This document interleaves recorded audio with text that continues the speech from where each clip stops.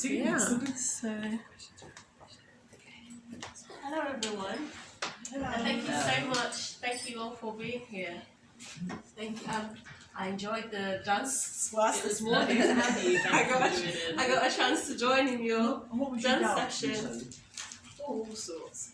We're moving our bodies, getting ourselves all warm. A little bit of jiving.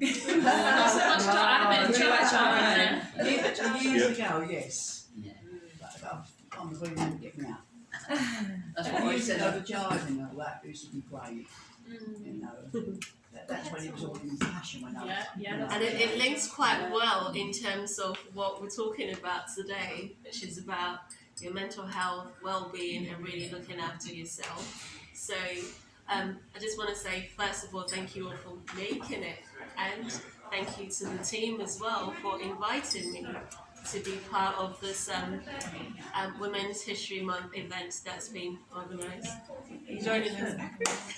The more comes, the more nicer it is. Sorry, say that again. I said, the more people that come, the more nicer it is. Exactly. You know, you can all sort of talk and everybody's got something different to say. Yeah, You know. and I'm glad I came early as well because I didn't know that there was a dance, was it Greenwich movement? upstairs, Yeah, Greenwich movement dance thing going on, so I got to take part and got to move around a bit. Up there, Joe. Yeah. So, I just swing my legs as a You baby. only move one leg. even the yeah, hands, that's fine. it's all good. Oh, that's nice. So, what I want to do, just to kind of, because I have met some of you, but I apologise. I don't remember everyone's name. Music. So, if you can just give me your first name, like I said, I'm Eunice. I'm Ali. Hello, Ali. I'm Deborah. Hi, Deborah. Frenzy.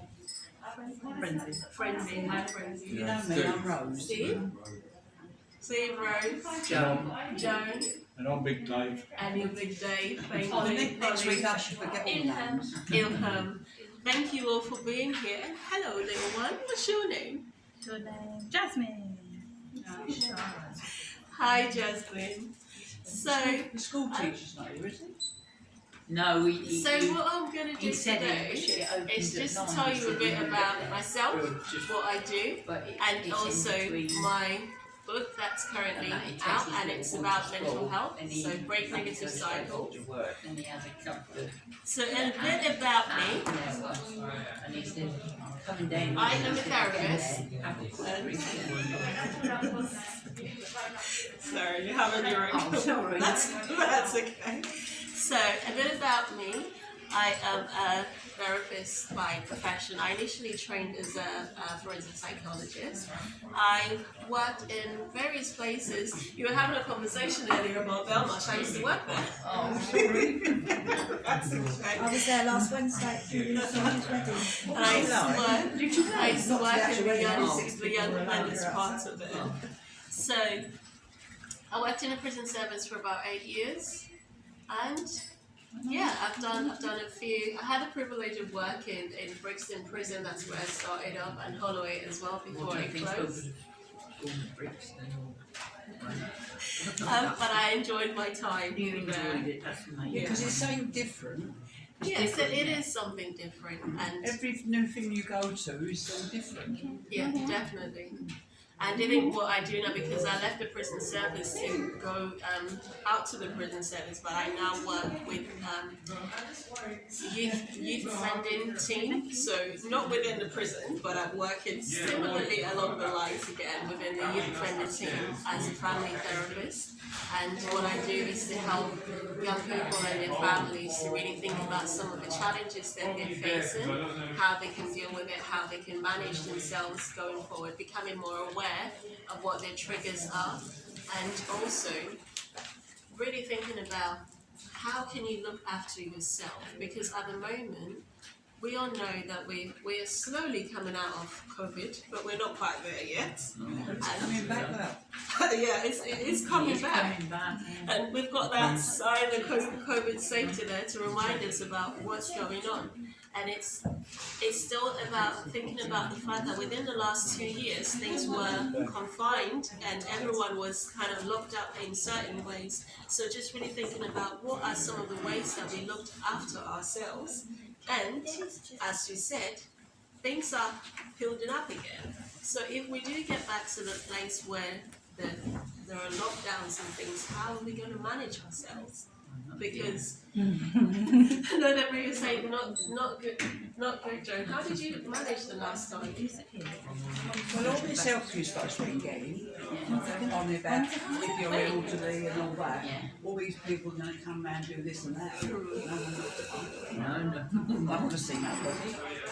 Yeah, and that's why, I guess for me, one of my main things is about really thinking about how you can look after yourself.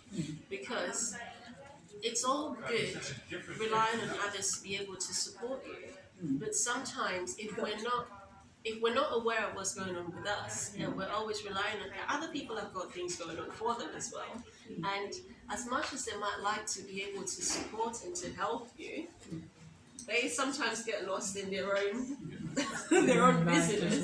So if we get to the point where we start thinking about what's happening for me as an individual, what are some of the things that I need to put in place to make sure that if we do get back to that place of lockdown again, or there's something not quite right for me, I've got things in place that I didn't have when the first lockdown happened, and I know for myself as well that these are my triggers, these are some of the things that goes on for me and how I can manage it. And it might be, I know that there are a few of you here who are, in terms of elderly, not being able to go out on your own, so you can even arrange for someone to come with you.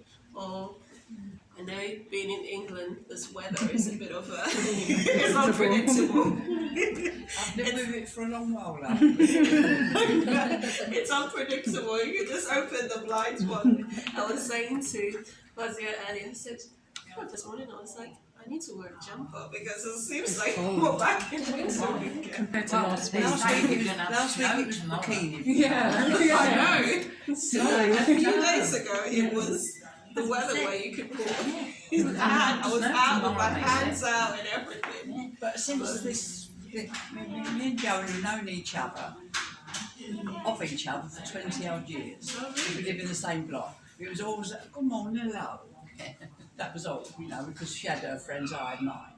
But all her friends have passed on, so have mine. And just out of the blue, the last year, we got friends.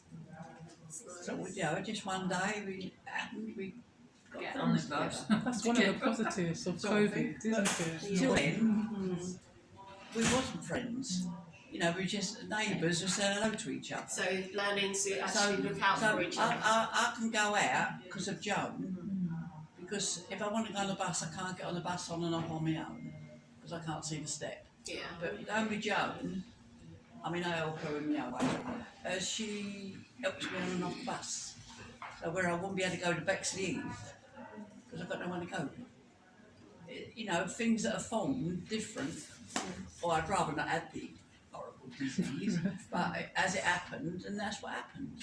You know, you just don't know what's going to be around the corner. Yeah, so we have to always constantly be aware of what's going on for us and think about how we can adjust. And it seems like for you and Joan, you've found that you've become good friends and you've been able to rely on each other and start to think, okay, how can we support each other in this way, one way or the other? We're both strong-willed, and we don't sit back but we don't, you know, let it get us down if we can help it. If we can get up and do something, we'll do it. I mean, our son's always going off on me. You're still trying.